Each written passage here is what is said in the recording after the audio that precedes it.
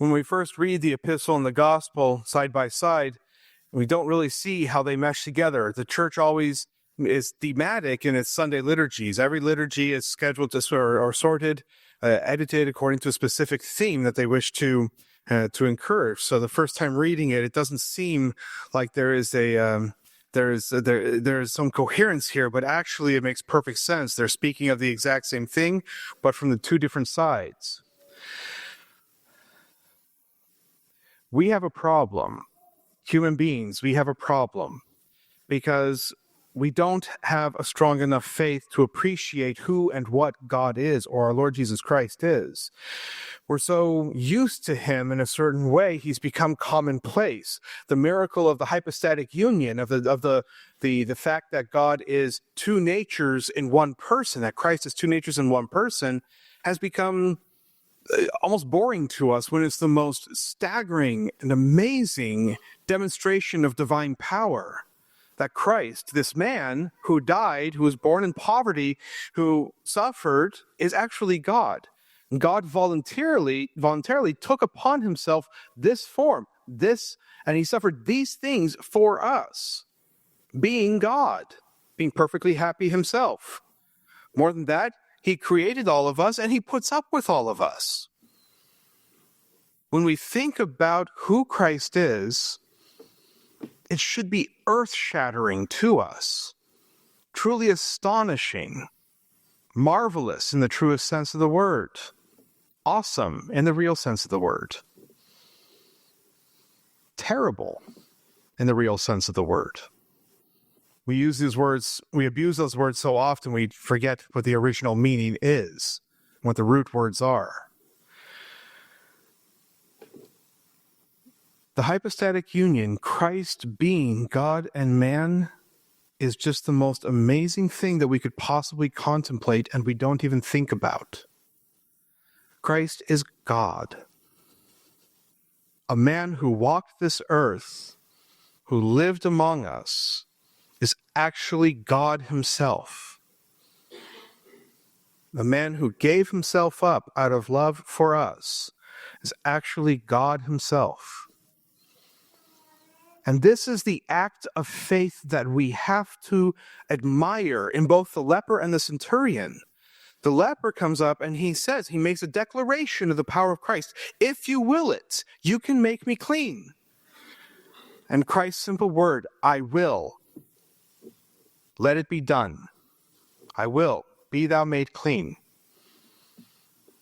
So much cleaner in Latin. Volo mundare. I will it, and it is done. Because he is God. Anything he wills is. It is a done deal the second that God wills it so. The centurion has even more faith. He comes up to him and he says, my son is sick. And when Christ says, well, let me go, I will lay my hands on him and I will heal him, he says, you don't need to do that. Knowing who you are, knowing the authority that you carry, you just say the word and it's done. I know that because I know who you are. I know what you are. And how does he know this? Because I too am a man of authority. I can say to my soldiers, do this, and they will do it because I am the authority figure. And the authorities above me will tell me to do something and I will do it because that is what a person subject to authority does. And all of nature is under the authority of God. And so all God has to do, all Christ has to do is to will it, and it is done. As you have believed, so let it be done. And at that same moment, the child was cured.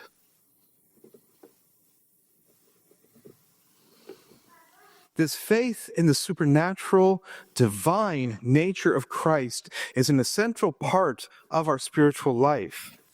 Because it changes everything. Once we realize who Christ is, then it's easy for us to actually start to surrender to him.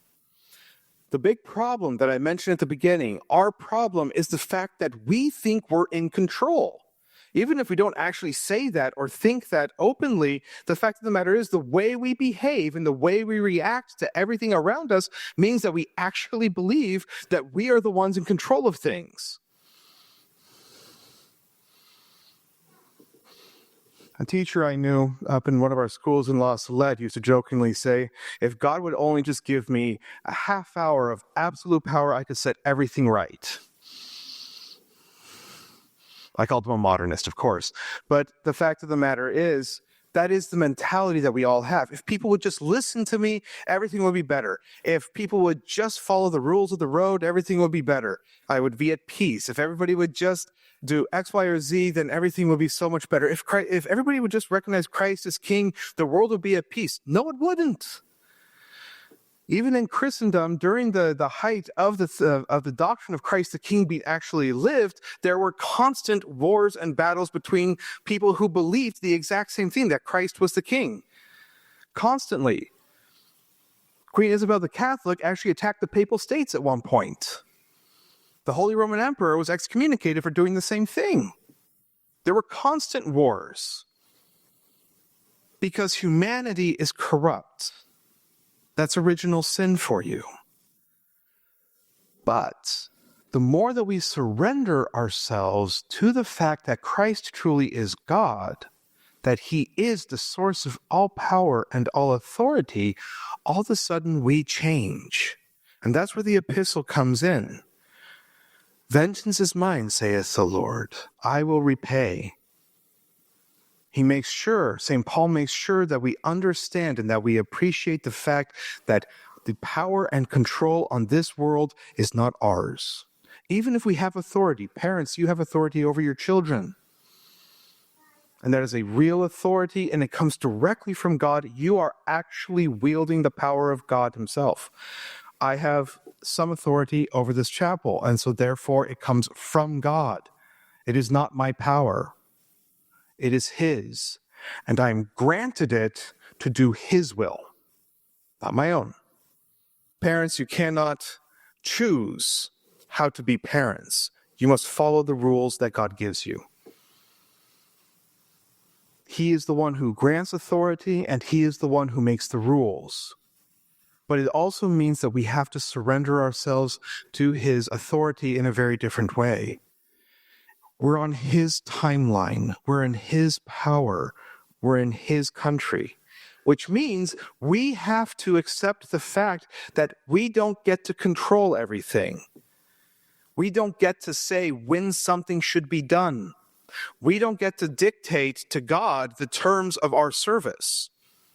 It is an absolute service, which means we are at his beck and call. We must be his instruments, not his agents. A screwdriver doesn't build a bookcase. The hand that wields the screwdriver does. We are the tool. We are the instrument. God is the one who causes us to actually be useful and do good, but only he can do that. The rest of us, nothing. Without him, nothing. Why is that? Because he is God and we are not. A very simple statement. But Christ is God. All power, all authority, everything begins and ends with him. He is the creator. He is the redeemer. He is the Alpha and the Omega. He is the bridge between heaven and earth. He is the hand that shelters and protects. But he is also the hand that disciplines and corrects. He is the one that wields power, but he is also the one that distributes power. He is the one who knows all things. He is the one who guides the timeline. Just as an example, it's very easy for us to get discouraged or distracted or frustrated with everything going on around us in the world. It's so very easy for us to get caught up in just how awful traffic is in Florida when we're driving. To the point that we don't understand that Christ is God. And that changes how we perceive traffic. If you think about it. The problem is we're usually too annoyed to think about it.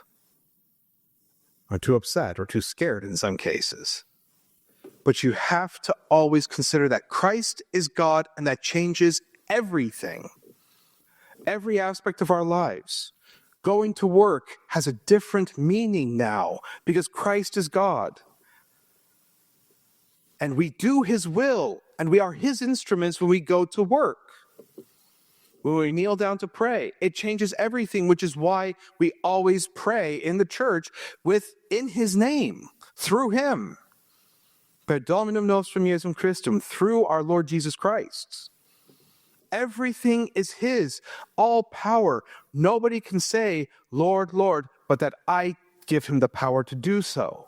Nobody can call our Lord Jesus Christ God or Lord or have the faith or anything else without him doing so. So when we look at the crisis in the church, when we look at the crisis in the world, we look at the politics of the world, we look at everything that's going on, the noise of the media and the minor problems that we have and the serious problems that we have in our families and wherever else, it all boils down to this. Christ is God. He has everything in hand, and he cannot be defeated. His side will always win. We're scared for family members who have drifted away from the faith. Christ can bring them back with a snap of his fingers. We must believe that. But the problem is, it is at his moment because he knows when is best.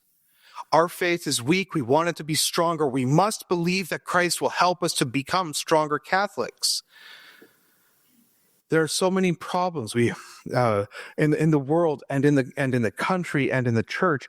We must have absolute faith that God is still in control and that Christ will not be conquered by any of these problems. The darker things get, the more brilliant the light shines forth. And Christ is the light, and he is the one and only light. He is the one and only authority. He is the one and only power. He is the one and only God. And that is the core and the center of everything that we do and say and think and are. And that must be entirely our entire character, our entire personality, our entire life. Christ is God. And when we know that, we can surrender to him. And when we can surrender to him, we can become the useful, constructive instruments that he wants us to be, and we can be a part of the battle that he fights and on the winning side. Because he will win. He has won. The enemy pretends like it isn't so. We don't get to see that it's so just yet, but he has already won. So let's surrender ourselves to him. And if you want to know, there's no better example of that than our Blessed Mother. Follow her, ask her, listen to her. She will guide you all the way to accept the divinity of our Lord Jesus Christ in a way that transforms our lives and makes us the instruments of Christ's victory here on earth, especially over our own souls.